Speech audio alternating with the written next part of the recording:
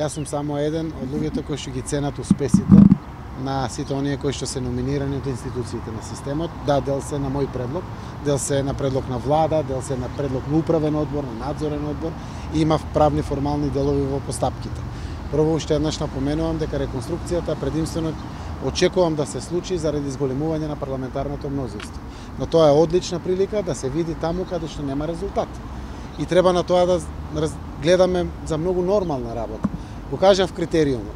Сакам да знам што се подобрило на подобро или променило на подобро и што е тоа што е успех на новиот директор, на новиот министер, на новиот заменик министер, на новото раководно лице. Оти граѓаните очекуваат такви успеси. Ако немало такви успеси, се е исто и со промена на раководните структури, тогаш веројатно треба да размислуваме за промени на одредени структури, кои што не значи дека со тоа ние комплетно целосно ќе се заблагодариме на луѓето. Можеби на втори, на трети позиции во сами институции би биле поквалитетни, поисполнети, со подобра можност за експедиција или давање на резултати. Но сето тоа би требало да биде анализа на соодветниот орган кој што го поставува тоа. Јас сум како тогашен мандатор, сегашен премиер, можам да ги давам моите коментари за министрите, владата треба да ги дава за директорите, кои што ги номинира, управните одбори исто така за директорите, дел се надзорни одбори, дали се агенции или јавни предпријатија, така да јас штом ќе бидам подготвен со моите лични ставови, веднаш ќе ги соопштам, а веројатно тоа ќе бидат и дел за ставовите кои се сублимати на владата. Има ли вистина дека СДСМ ќе го добие Министерството за правда наспроти образование кој ќе го даде на ТУ или на друга органска коалиционен партнер? Не.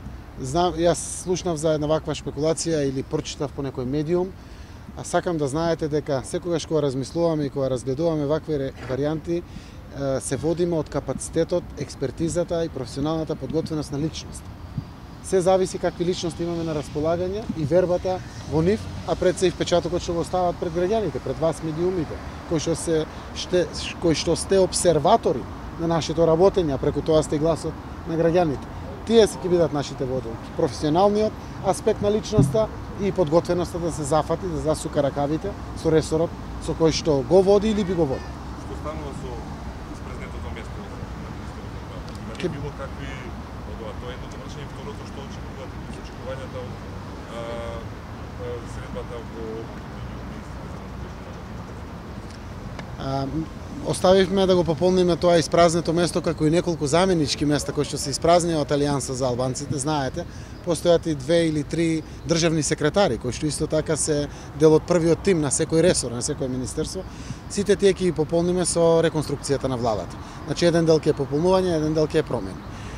Затоа што несоодветно е на парламентот кој што има набиена агенда да му земеме постојано времето, знаејќи дека работиме на реконструкција. Сега ако одиме посебно да дискутираме за една личност, а дополнително па и за другите останати личности, тоа би било нерационалност во трошењето на времето на институциите.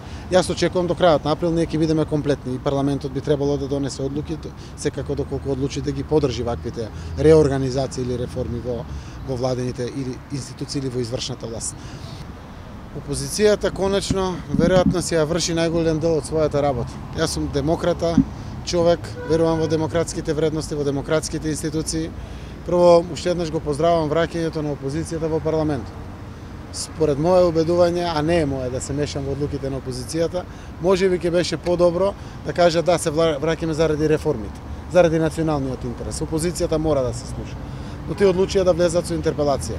Драго ми е што денеска се продолжуваат. Информациите ми се дека денеска треба да продолжат седниците и на комисиите и на пленумот за законите поврзани со планот 369 и со реформите. Најголем дел се усогласени, дел се оставени да ослушнеме експертизата, професионалните здруженија, дебатите јавни кои што се организираат, за да некаде до 16, а тоа е ден пред затварањето на извештајот, бидеме заокружени со донесувањето на овие закони од реформскиот пакет на закони.